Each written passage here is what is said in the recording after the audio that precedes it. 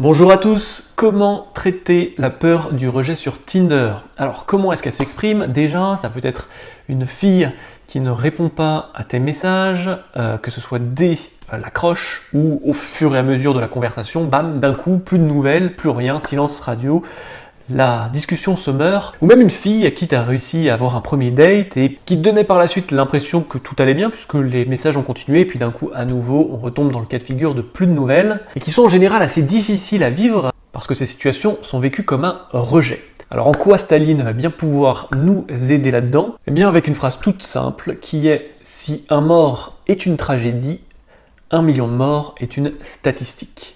Alors à première vue, ça ne paraît pas forcément clair, mais il va falloir expliquer plusieurs étapes pour y arriver. La première étant, pourquoi avons-nous cette peur du rejet? Car de manière logique, on parle ici d'une personne à qui tu as échangé seulement quelques messages, à qui tu as pris au maximum peut-être un verre, passé peut-être donc quelques heures dans un bar, et pourtant cette absence de nouvelles de la personne peut être vécue aussi difficilement que la rupture de contact avec ses amis proches ou même sa propre famille, dont les liens relationnels et affectifs sont bien plus ancrés, puisqu'on parle ici de plusieurs années de côtoiement, alors qu'ici on est vraiment à quelques heures grand maximum. Eh bien la solution se trouve dans nos gènes et dans la sélection naturelle, car les premiers hommes n'avaient pas notre avancée technologique aujourd'hui et étaient extrêmement dépendants de leur petite communauté. C'est-à-dire que tous les solitaires et aventuriers de l'époque, qui n'étaient pas forcément en phase avec le groupe, qui préféraient faire leurs petites affaires de leur côté, eh bien étaient beaucoup plus en proie aux dangers, aux accidents mortels, aux animaux sauvages, puisqu'il n'y avait personne pour les aider. Ce n'est pas une époque où il suffisait de passer un coup de fil pour qu'une ambulance débarque dans les 5 minutes. Et donc forcément, à force de se faire tuer, ils n'ont pas pu se reproduire, disparaissant peu à peu doucement, ne laissant place plus qu'à des générations dans lesquelles le contact social était beaucoup plus ancré dans leur gènes, donc cette peur du rejet.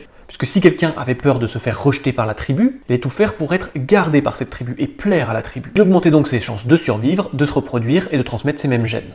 La personne qui n'avait donc pas peur du rejet, de se faire expulser de la tribu, eh bien pouvait se retrouver seule, et comme on l'a vu précédemment, la solitude, c'était la mort. Donc ça c'est un premier point très important à comprendre, puisque une fois que c'est intégré, on peut commencer déjà à prendre du recul sur ce qui se passe, comprenant qu'en fait on réagit juste à des mécanismes génétiques, et qu'il va juste falloir travailler dessus pour les assouplir. Et c'est là qu'on revient à Staline, quand il parle de la tragédie avec une seule personne morte, ça se vérifie très simplement avec les journaux télévisés. Il suffit que je te parle d'une petite fille, malheureusement, qui en a retrouvé démembrée dans plusieurs poubelles différentes à Lille. Bon, désolé le Nord, c'est vous qui prenez aujourd'hui. Ou de 2 bus qui sont rentrés en collision sur un Paris-Angers et qui ont fait 50 morts. Il y a plus de chances que ce soit la petite fille qui vous impacte plus émotionnellement, parce qu'en fait, une petite fille, c'est gérable, on est capable de comprendre ce que c'est. On va pouvoir visualiser pas mal de choses, une famille qui va être en deuil, des camarades de classe traumatisés, une inquiétude pour ses propres enfants par exemple. Le problème c'est que si là on parle de 50 morts, pour le cerveau ça devient bien plus difficile d'essayer de gérer consciemment, d'analyser la vie de 50 personnes avec leurs proches et tous les impacts émotionnels qui vont ricocher avec tout ça, à un tel point que le cerveau dit juste stop,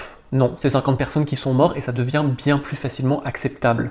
Et c'est toujours corrélé au nombre qui, plus il augmente, plus ça devient, comme le dit Staline, une simple statistique, un simple nombre. Mais même si c'est une triste réalité, on peut en tirer un avantage avec Tinder, puisque justement si tu te focalises que sur une seule fille, eh bien cette sensation désagréable de rejet que tu es obligé de vivre génétiquement va être bien plus intense que si tu multiplies les contacts. Alors évidemment ça va bien sûr jouer avec ta localisation, en fonction de la taille de la ville ça ne va pas être la même chose. Sur une petite ville on va avoir moins de matchs que dans une grande ville par exemple, donc il ne faut pas non plus en abuser, je dirais que près 5 contacts simultanément, c'est gérable et ça permet justement de prendre un recul ainsi qu'une revanche justement sur ces mécanismes génétiques. Parce que si la conversation ralentit ou s'arrête avec 1, 2 ou même 3, eh bien tu en as encore d'autres qui continuent et qui vont te permettre de relativiser. Le dernier point est aussi la pratique, puisqu'en fait plus tu vas te lancer, plus tu vas rencontrer de filles, plus proportionnellement tu vas aussi avoir des rejets. On ne fait jamais du 100% sans faute, moi le premier. Et donc plus tu vas être face au rejet, moins ça va t'impacter, moins tu en feras une affaire personnelle et plus tu seras serein avec tes matchs. Voilà, j'espère que ce petit conseil t'aura été utile. Si jamais tu veux aller plus loin, tu peux faire un tour dans la barre de description où tu trouveras mon site.